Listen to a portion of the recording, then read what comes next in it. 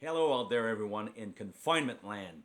How are you doing? How are you holding out in these crazy times that we're going through? Everybody's hiding at home, hiding from the virus. But I'm not here to talk to you about a virus. I'm here to talk to you about, well, something else that's viral.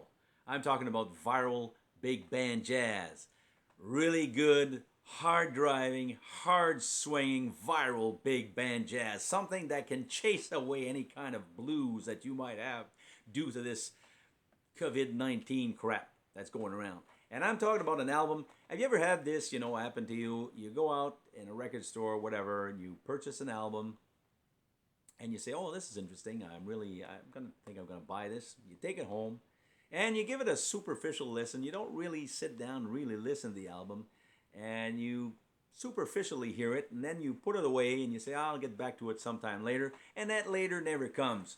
And then 20 years down the road or whatever, you pull that out of your record collection, you put it back on, and you say, "Oh my, how could I have ignored that all those years? I had that great record and I didn't listen to it, and now look, it's fantastic, it's phenomenal." Well, that's what happened to me with a particular artist. Again, this artist, which I just talked about recently.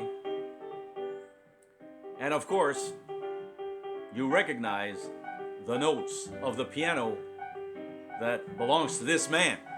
He's the only one that had this beautiful, easygoing, free-flowing, listen to that, free-flowing, easygoing, swinging piano style. The great Count Basie again in his orchestra. I want to talk about a specific album this time, and I'm talking about the 1957 Live in Newport album. And the Newport Jazz Festival, of course, was a major event back in those days in Newport, Rhode Island. It started, I think, at the beginning of the 50s or mid-50s. I'm not exactly sure. Then it was forced to move out of Newport around the beginning of the 60s. I believe they had some problems at the site. I forget if it was because of the crowd or whatever. But they were forced to move out. But nevertheless, it was a major event back in the day for jazz fans, for jazz lovers, to go and listen to some great, great jazz.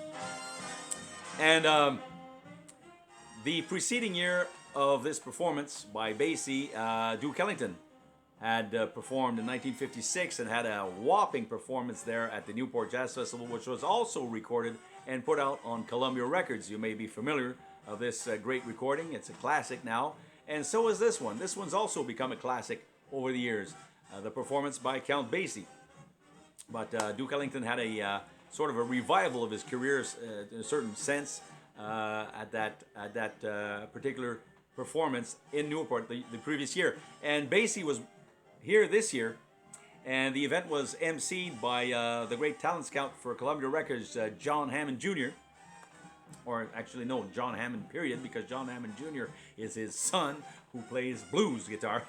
But this was John Hammond emceeing this concert performance, and he managed to get John Hammond, who was the one that discovered Basie back in Kansas City in 1936, and brought him to a greater prominence and got him to record back in those days, these early recordings he did in the 30s. He managed to bring together some of the old boys from the 30s that had played with Basie almost 20 years ago, and he went and rounded out, he went and got Joe Williams, which of course Count Basie pretty much kick-started his career as a singer. He went and got Jimmy Rushing, who sang with Basie in the 30s.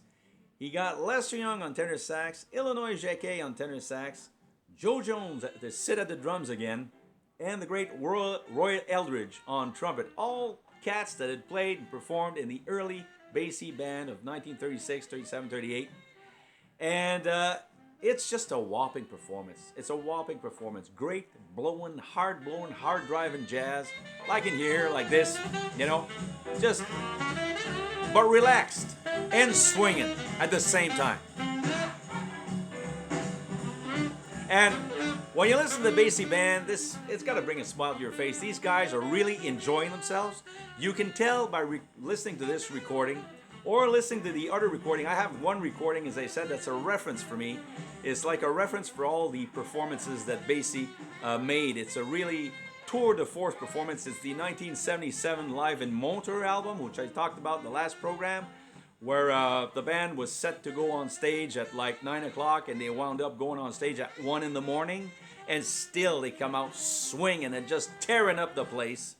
But this is the same thing. This album, I pulled it out recently and really had a good listen, and you realize that the band members are just in a joyous mood. They encourage each other. You can hear them screaming in the background, just hollering at each other and saying, "Go boy, go man, go, play that thing, play, blow your horn," and stuff like that. You can tell they're enjoying themselves. They're really having fun. The Basie band was like a big family from what I can tell. Just one big swinging, hard-driving big band family. And this is what you find when you listen to recording like this.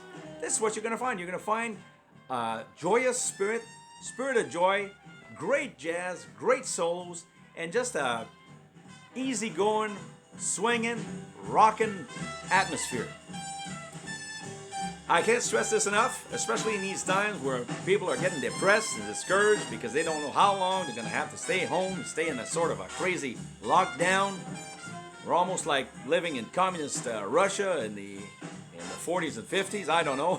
It's looking like that. But it's only for a time. We know it's going to come to an end. But anyway, on this album, I got to say, you're at an advantage if you go out and purchase this album in the CD edition. Now I'm going to tell you why. Because on the CD edition, this is one of the advantages of CD over the LP, I think anyway. Don't forget that the LP, the maximum amount of time you can put on a long-playing 33 RPM record is about 45 minutes, roughly speaking. 20-some minutes on each side.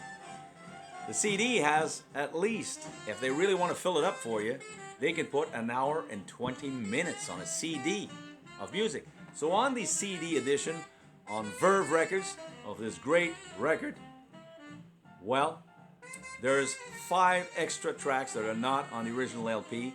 So 5 additional tracks over approximately 20 minutes more of music that you can enjoy. So that's one of the advantages of purchasing the CD edition of this great classic now concert, considered by all the music enthusiasts and music critics and jazz. All consider this as one of the great classics in jazz, in swinging big band jazz anyway.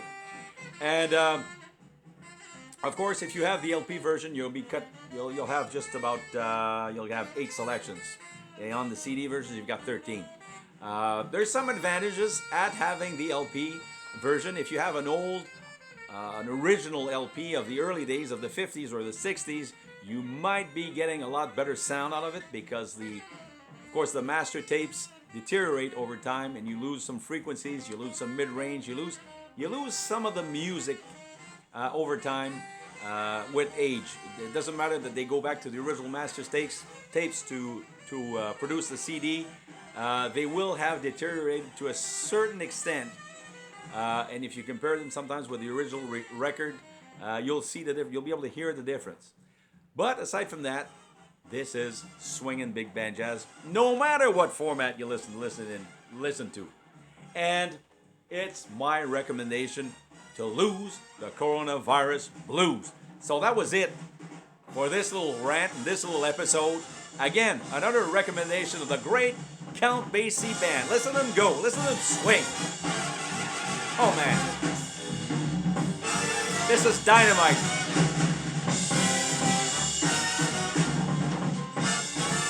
Just pure dynamite.